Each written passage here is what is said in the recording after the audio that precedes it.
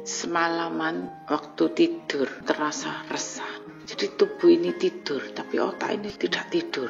Karena terus diajak bicara, seperti sedang dikhotbahi tentang perjamuan kudus. Keadaan itu sampai pagi hari, sehingga saya bangun merenungkan mengapa Tuhan berbicara terus tentang perjamuan kudus. Ada apa dengan perjamuan kudus? Kalau waktu lalu, sudah lama sekali saya itu pernah membahas tentang perpuluhan dan perjamuan kudus. Harus dikerjakan pembebasannya. Karena di dalam perjamuan kudus dan perpuluhan itu sebagai suatu misteri. Ada kutuk dan berkat bagi umat Kristus. Sebagai Taurat yang mengurung di dalam ibadah melalui perpuluhan menjadi tuntutan bagi tubuh. Itu ada kutuk dan berkat. Dan dengan perintah perjamuan kudus tubuh dan darah Kristus, ada tuntutan di dalam suara jiwa pengharapannya, ada kutuk dan berkat. Kalau pada waktu bertobat tanda percaya dengan baptis itu hanya sekali dilakukan, namun perjamuan kudus dan perpuluhan itu terus dijadikan tuntutan suatu ibadah, tidak ada penyelesaiannya, tidak menjangkau menjadi diperkenan bagi Roh Kudus. Dengan membawa perintah dan tuntutan untuk perpuluhan dan perintah perjamuan kudus, sehingga tidak akan berhenti tuntutan ini sampai harus tubuh dan darahnya ini, yaitu kematiannya, meninggal dunia. Barulah tuntutan itu berhenti. Bukankah ini seperti mengulang keadaan perintah Taurat? Maka baca di dalam 1 Korintus 15 ayat 50-56 itu berbicara tentang kebangkitan tubuh. Daging dan darah itu tidak mendapat bagian, yaitu orang-orang yang terlahir dari baptisan air. Jadi hanya dalam keadaan percaya, hidup oleh iman perbuatan. Sehingga arti hidup masih seperti di dalam perjanjian lama. Setelah dibaptis, tujuannya untuk bebas beribadah, tiada tuntutannya, dan mengalami pemulihan hidupnya. Sampai di pelataran saja, belum masuk di dalam proses salib, hal kerajaan. Hanya menjadi umat yang dikasihi. Ketika diadakan perjamuan kudus secara ibadah itu adalah masih seperti telah menerima undangan, masih sebagai kriteria Allah yang sama, Allahnya Abraham, Allah Ishak dan Allah Yakub. Pada waktu menerima undangan ini saja sudah lebih daripada umat Israel itu sendiri, karena mereka tidak menerima undangan untuk masuk ke dalam hal kerajaan. Bangsa Israel hanya masuk tanah Kanaan sebagai raja-raja sesuai pengharapan mereka, dan hanya dikerjakan karya pelepasan untuk supaya bisa bebas beribadah. Belum sampai seperti umat Kristus yang sudah menerima undangan. Maka seperti yang ada di dalam suatu ayat perumpamaan mengundang orang-orang yang menolak undangan itu, sehingga orang-orang yang di jalan-jalan pun diundang. Nah, saat-saat seperti inilah sebagai umat Kristus yang sudah menerima undangan, jangan sampai seperti orang-orang yang lebih memilih pemulihan arti hidup yang diterima sekarang seperti hanya masuk ke tanah Kanaan, namun diperhadapkan kepada tuntutan dan perintah tentang perpuluhan dan perjamuan kudus. Ini belum diperkenan, sudah stop, ending. Melalui proses ibadah untuk terjadi pemulihan hidup, dalam perkara ini banyak agama yang masih bisa mengikuti dan meniru. Tetapi ketika umat Kristus sudah rela menerima perjamuan kudus, bukan hanya secara lambang atau hanya secara sakramen, juga tidak hanya melalui tuntutan dan perintah ibadah gereja menjadi status undangan, namun terjadi perjamuan kudus yang sesungguhnya, terjadi manunggalnya bersama tubuh dan darah Kristus untuk menuju karya salib. Mulanya proses salib adalah segala fasilitas hidup tubuh harus selesai. Tidak lagi ada yang diharapkan, itu Kanaan yang fana. Maka kemudian diproses di dalam tabiat jiwanya. Roh Kudus itu hanya mendengar suara batinnya, suara hatinya, suara seorang anak seperti suara Yesus. Hanya tinggal satu, berharap supaya bisa sampai masuk masa diperkenan. Jadi seperti Yesus, apabila firman itu bisa sampai mendarah daging, sehingga saat itulah terjadi sesuai dengan kurban. Ketika kita itu sudah masuk masa kenasiran, yang harus kita lakukan hanya bisa menantikan giliran Roh Kudus untuk datang. dalam penantian sudah jadi hanya gerakan Roh Kudus yang dapat melakukan, seperti yang terjadi ketika Elia menanti dijemput masa pengangkatan. Sehingga masa-masa seperti ini, kalau kita terjadi perbuatan karena iman, itu merusak masa kenasiran. Pada waktu Roh Kudus datang, kita sudah hilang. Justru itulah yang menjadi pantangan, tidak sesuai timingnya. Inilah keunggulan sebagai umat Kristus. Ketika melalui ibadah, firman belum mendarah daging, namun sudah diadakan perjamuan kudus. Itu sebagai undangan untuk memasuki hal kerajaannya.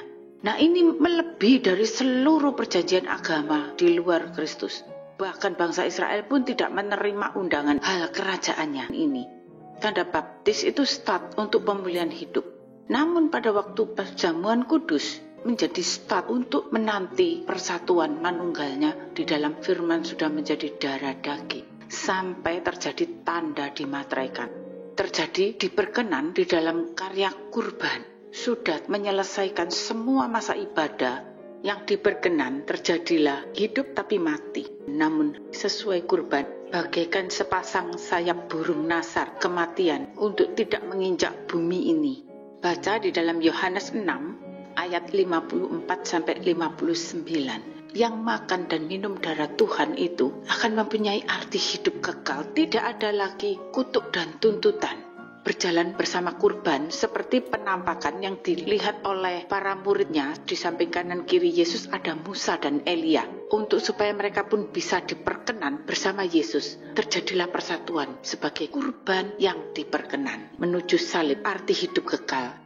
Sebagai kriteria Musa yang mati karena pelayanannya tertuntut hukum Taurat, begitu pula Elia pada waktu terjadi pengharapan dalam pelayanannya untuk bangsanya diperkenan. Namun sebelum diperkenan sesuai kurban, maka Elia pun sudah dikejar tuntutan hukum Taurat. Sebab hanya bersama-sama dengan Yesus makna kurban itu diperkenan.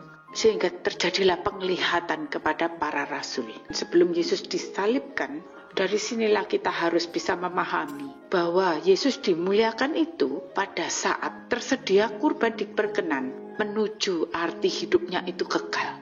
Hidup oleh roh. Jadi bukan pada waktu ibadah dimuliakan. Semua harus mengalami ini. Sebab Yesus, Musa, dan Elia, bahkan gambaran perempuan di padang gurun yang melahirkan bayinya itu mengalami masa-masa seperti ini. Begitu pula kita yang hidup di akhir zaman ini harus mengalami untuk masa diperkenan bersama-sama dengan salib sesuai kurban, berharap mengalami kebangkitan manusia baru supaya terbebaskan dari kutuk dan tuntutan hukum kehidupan secara daging dan darah. Yaitu bukan hanya terjadi pelepasan, namun sudah terjadi pembebasan dari dua tuntutan hal dalam perkara ibadah, pengharapan melalui perpuluhan dan perjamuan kudus yang mempunyai berkat dan kutuk. Seperti terjadi di kitab Wahyu, perempuan setelah melahirkan diberi sepasang sayap burung nasar.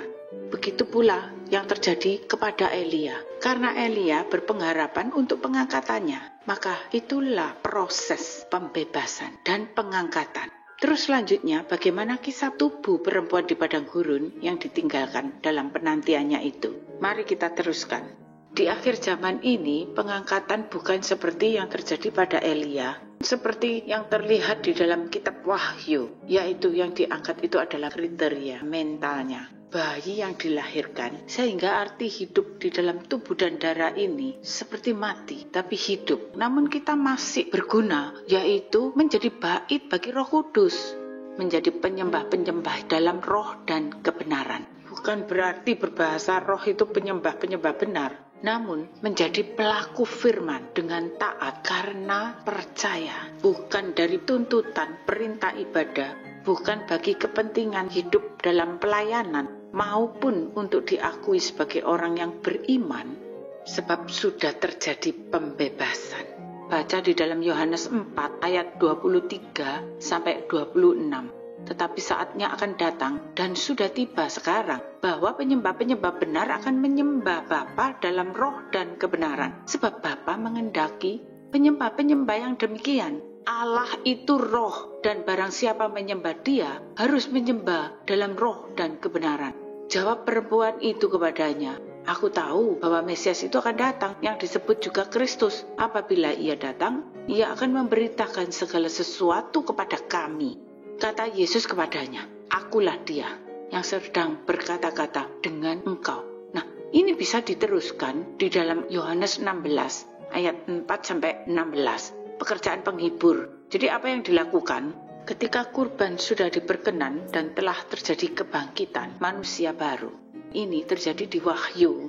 Perempuan itu disembunyikan di padang gurun dan bayinya itu didewasakan di tahta Allah. Nah, seperti itu kisah perjalanan menapak tilas yang sesuai teladan Kristus. Prosesnya manusia baru yang dikehendaki dan yang direncanakan. Jadi tubuh itu setelah menerima cawan salibnya hanya berguna menjadi bait bagi roh. Bagaimana hidup yang sesuai dengan roh dan firman. Maka kemudian yang lebih penting memulai harus masuk pemuritan dan mengenal dengan sungguh sampai terjadi sesuai dengan pewahyuan, yaitu menjadi tubuh-tubuh anak domba yang tersembelih. Terbuka kuncinya, bahkan bisa memahami, melebihi, bahkan melewati dari segala hikmat manusia. Sehingga segala apa yang dibagikannya itu menjadi akurat, itu tidak datang dari dirinya sendiri. Karena suara kebenaran tentang hal roh yang menjadikan tubuhnya sebagai bait perhentian. Maka seperti di dalam Yohanes 16 ayat 13-15.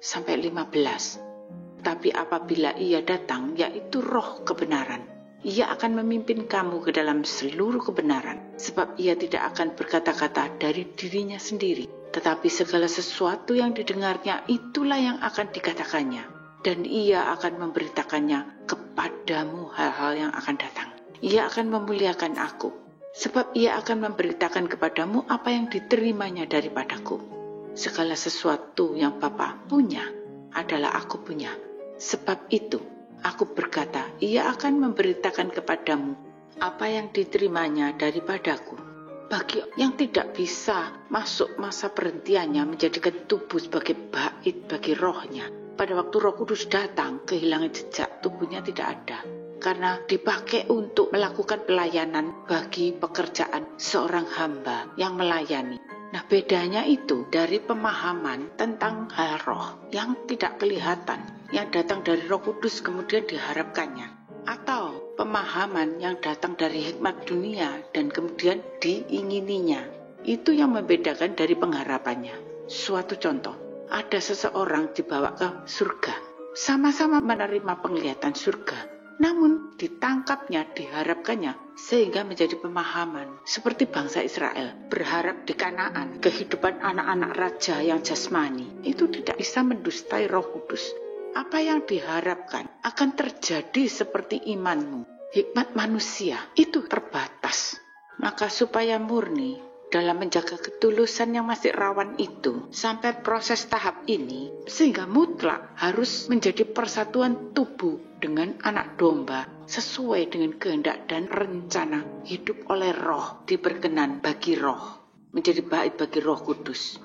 Seperti di Wahyu, perempuan yang disembunyikan di padang gurun menanti untuk tinggal di bait tubuh kembalinya pemahaman yang telah dewasa.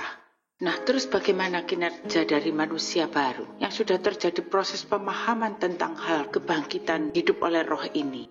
Pada waktu berbicara tentang kebangkitan orang mati atas pertanyaan orang Saduki, Tuhan Yesus tuh sampai marah. Baca Matius 22 ayat 29-32. Pertanyaan orang Saduki. Yesus menjawab mereka, kamu sesat, sebab kamu tidak mengerti kitab suci maupun kuasa Allah.